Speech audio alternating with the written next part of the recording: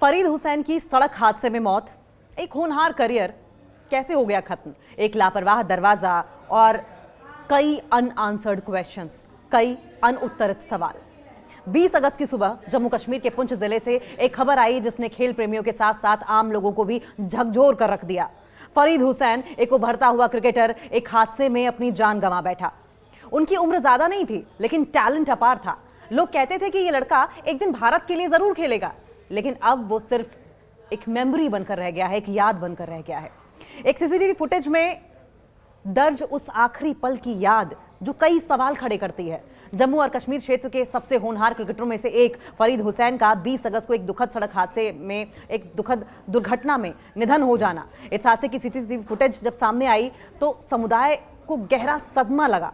Video में दिखा कि हादसे के वक्त हुसैन अपने स्कूटर पर यात्रा कर रहे थे। ये उभरता हुआ क्रिकेटर जो जम्मू कश्मीर के पुंछ जिले का निवासी था, उस समय घायल हो गया जब सड़क किनारे खड़ी एक कार का ड्राइवर अचानक दरवाजा खोल देता है। दरवाजा इतनी तेजी से और अचानक खोला गया था कि फरीद के पास न तो स्कूटर रोकने का समय था और न ही दिशा बदलने का, जिससे उनकी सीधी टक्कर हो गई।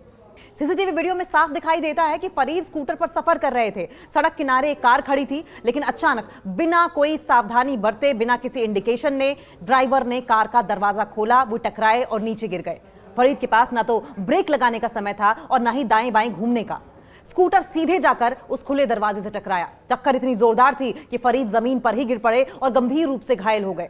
उन्हें तुरंत अस्पताल ले जाया गया, लेकिन डॉक्टर्स उन्हें बचा नहीं सके। फरीद हुसैन सिर्फ एक नाम नहीं था, वो एक उम्मीद थी, खासकर पुंछ जैसे जो बॉर्डरिंग डिस्ट्रिक्ट्स हैं, पुंछ जैसे सीमावर्ती जिलों के युवाओं के लिए, जो कि एडवर्स सिचुएशन में भी आगे बढ़ने की कोशिश करते हैं। उन्होंने स्कूल लेवल से लेकर जिला स्तर तक बेहतरीन प्रदर्शन किया था। उनके कोच और साथी खिलाड़ी उन्हें मेहनती, शांत स्वभाव और टीम का पिलर मानते थे। उन्हें हाल ही में एक स्पेशल क्रिकेट ट्रेनिंग कैंप में भी चुना गया था। जिस उम्र में बाकी युवा करियर की शुरुआत की सोचते हैं, फरीद ने मैदान पर अपना नाम बना लिया था। अब बात सबसे अहम हिस्से की। सवाल यह है कि क्या यह मौत टाली जा सकती थी? जवाब है हाँ, अगर कुछ छोटी मोटी चीजें, कुछ छोटी छोटी चीजें ध्यान में रखी जाती तो। कार का दरवाजा खोलना, भारत में और दुनिया भर में इसे डोरिंग एक्सीडेंट कहा जाता है। वाहन से उतरते समय पीछे देखने की जरूरत होती है, या मोटर वाहन अधिनियम के तहत भी यह अनिवार्य है। हेलमेट और रोड सेफ्टी को बेहद ध्यान में रखना होता है। अब तक मिली जो इन्फॉर्मेशन है उसके अनुसार फरीद हेलमेट पहने हुए थे, फिर भी दरवाजे की सीधी टक्कर से वो संभल नहीं सके। ये दर्शाता है कि सड़क पर मौजूद हर छोटी सी चूक किसी की भी जान ले सकती है। सीसीटीवी वीडियो सामने आने के बाद सोशल मीडिया पर गम और गुस्से का सैलाब आ गया है और अब #जस्टिस फॉर फरीद ट्रेंड करने लगा है।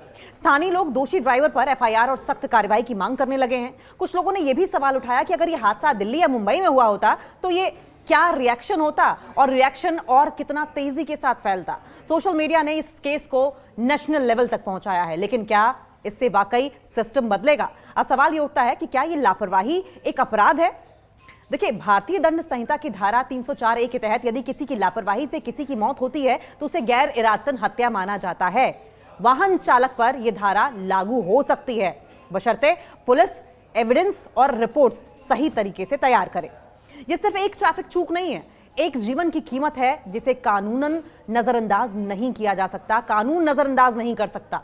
फरीद हुसैन की मौत सिर्फ एक खबर नहीं है, वो एक संदेश है। सड़क पर सतर्कता जरूरी है, चाहे आप ड्राइवर हो, पैसेंजर हो या फिर राहगीर हो।